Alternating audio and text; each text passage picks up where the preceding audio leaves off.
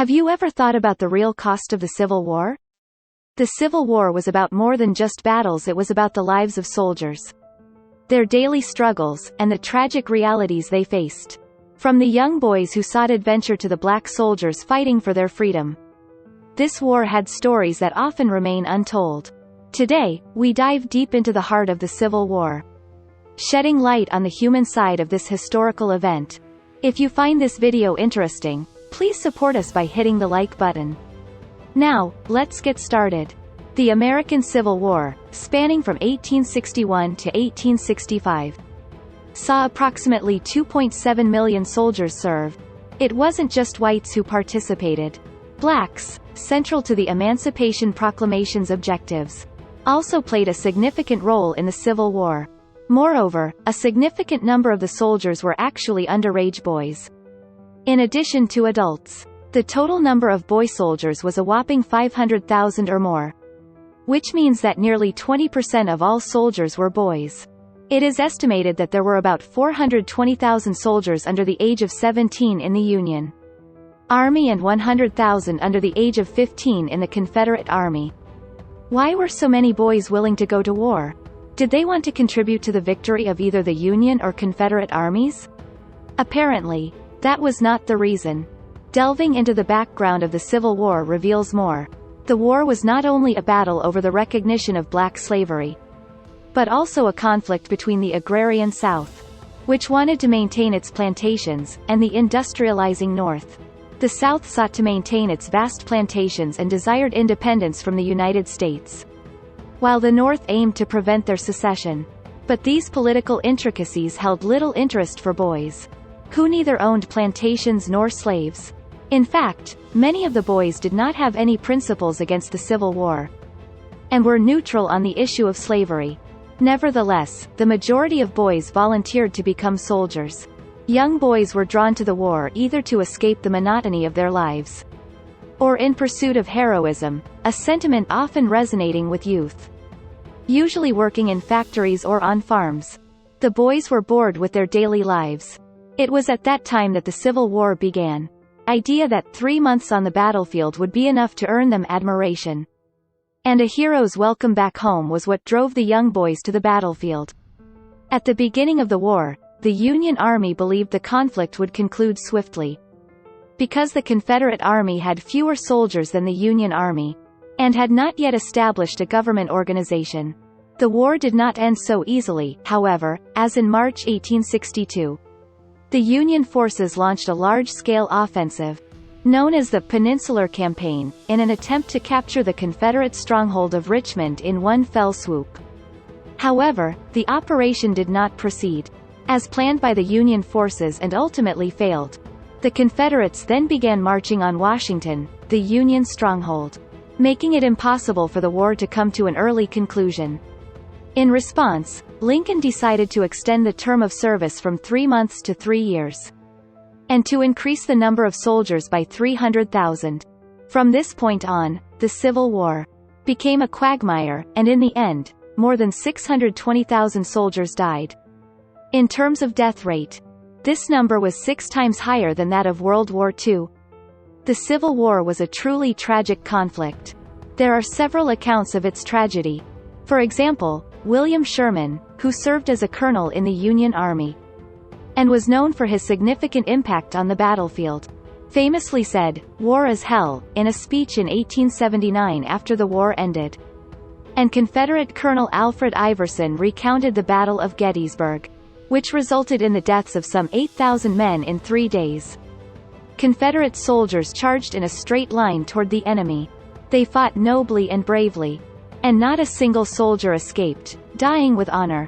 But the Confederate soldiers who actually fought in this battle, which Iverson described as if it were a beautiful story, said, "We were huddled desperately in the mud with bullets flying over our heads.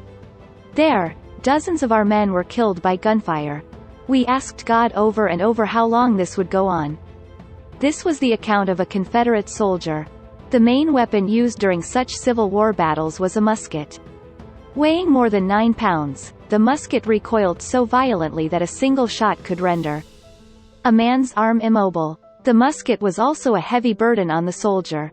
because it had to be reloaded with gunpowder every time it was fired, which had to be repeated every 20 seconds. After firing one shot, the gun had to be filled again with gunpowder and bullets, during which time it became difficult to avoid attacks from the enemy.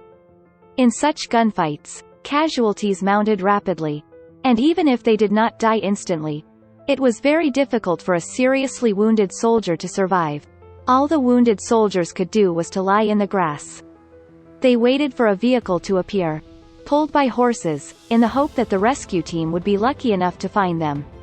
If the wounded soldiers had been lucky enough to have some rationed whiskey, they might have been able to drink it, and forget the pain of their wounds for a little while. However, those soldiers not located by the relief teams were left behind, never to awaken. Nor was it only when soldiers were hit by gunfire that they lost their lives. They also lost their lives to a variety of infectious diseases. It is estimated that 2/3 of the Civil War deaths were due to infectious diseases. There were several reasons for the spread of infectious diseases. Many soldiers, coming from sparsely populated rural areas, lacked immunity to various infectious diseases. Another reason was the unsatisfactory disinfection of medical instruments used in surgery. During the war, 60,000 soldiers underwent amputations of hands and feet, and at least 1 in 4 of them died of infection. Under these circumstances, various infectious diseases such as malaria and hashka spread, and it is estimated that more than 40,000 people lost their lives to dysentery alone in the Union Army. Thus, soldiers were exposed to the danger of bullets and infectious diseases. But they also had to constantly fight hunger. A book titled Rifle and Light Infantry Tactics, written by Confederate General Midiam J. Hardy, describes the food situation of the time. According to the book, soldiers were to receive meat, bread, vegetables, beans, potatoes, coffee beans, and sugar. However, in the midst of fierce fighting, it was very difficult to get these basic provisions to the soldiers. It's believed that the Confederate Army, in particular, faced greater challenges than the Union Army, with rations often failing to be delivered as planned. Confederate soldiers could obtain only cornmeal bread, coffee, and tobacco, which were often consumed within a few days. To survive under these dire conditions, soldiers often resorted to desperate measures. If they were lucky enough to receive a box of provisions from their families, it was good, but it was not enough. There were times when they would catch and eat wild animals, or even steal from them. Some even clandestinely exchanged food with soldiers from the opposing side, evading the notice of their superiors. What must it have been like to exchange food for survival with someone you might be killing each other tomorrow? Even amidst the chaos of battle, there were moments when Americans from opposing sides shared food. And yet the fighting continued. How did black individuals navigate this situation? One of the major points of this war is that the Union Army was in a position to promote the abolition of slavery. Many blacks in the U.S. worked as slaves in the South, and the Union Army had been recruiting black soldiers since 1862. In response, Confederate President Jefferson Davis had declared that any blacks caught enlisting in the Union Army would be enslaved or executed. However, blacks naturally wanted to side with the Union Army that recognized their rights. And after the Emancipation Proclamation was issued on January 1, 1863, the number of black soldiers who fled from the South and joined the Union Army increased and became an important force in the war. Many blacks chose to become Union soldiers in order to win their own freedom and rights.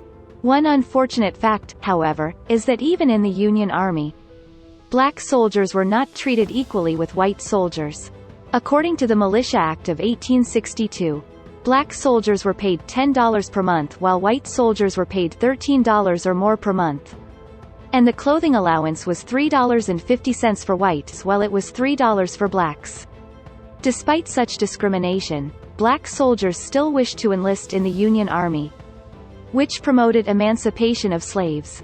On the other hand, blacks were enslaved by the Confederacy, and arming them posed a risk as they could be targeted by white Confederate soldiers. Around 1864, however, proposals began to be made to enlist black soldiers in the Confederate Army, which was short of strength. At first, this proposal seemed unrealistic, and was dismissed by Confederate leaders. They knew that arming blacks would turn against them and cause chaos. However, the proposal was adopted by the Confederate Congress on March 13, 1865. The Confederacy was already in such a bad shape that there was nothing else to be done. Still, the Confederate Congress did not promise that black soldiers, even if they enlisted and worked, would have freedom or rights. Despite such bitter efforts, the Confederacy found little use for this idea in practice. The Civil War ended with the surrender of the Confederacy on April 9, 1865. Less than a month after the Confederacy allowed blacks to enlist.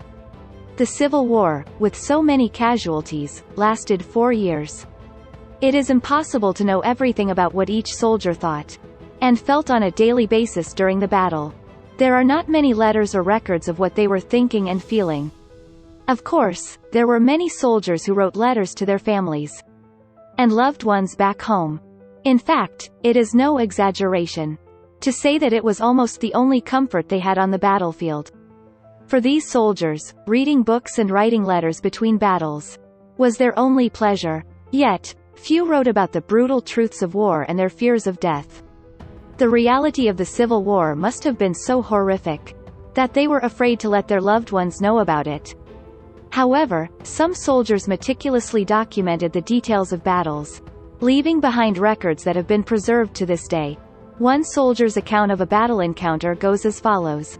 I aimed and fired multiple shots at the enemy, quickly attempting to reload. At that moment I realized that there was a Confederate soldier who had spotted me, and I instantly crouched down. The bullets rattled above my head as they flew in. In the nick of time, I ducked down and was able to disappear from the enemy's sight. Then, knowing that the danger was over, I raised myself up and loaded my gun. Now that the war is over, I strongly believe that I am lucky to be alive. If you ask me if I have anything to say, I would say yes. Thank God for saving my life while so many of my brave comrades fell to the enemy's guns. The emotions are complex and profound. The soldier thanked God for his miraculous survival.